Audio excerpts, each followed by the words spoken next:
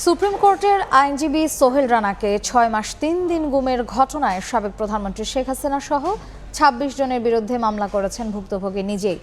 সকালে ঢাকার সিএমএম আদালতে মামলার আবেদন মঞ্জুর করলে শুনানির পর উত্তরা পশ্চিম থানাকে এজাহার হিসেবে গ্রহণের আদেশ দেন বিচারক।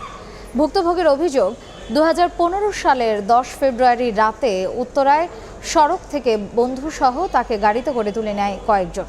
গাড়িতে হাত কড়া পরিয়ে ও চোখ বেঁধে অজ্ঞাত স্থানে নিয়ে করা হয় নির্যাতন।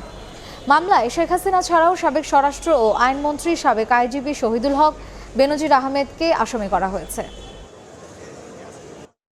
তারা গাড়িতে তুলেই আমাকে নির্যাতন করে, ইলেকট্রিক শক দেয়, আমার আন্ডারগ্রাউন্ডে একটা জায়গা নিয়ে যায়, পরে ওখানে গিয়েও আমাকে টর্চার করে, সকাল বিকাল নির্যাতন করতো রুটিন ওয়াইজ।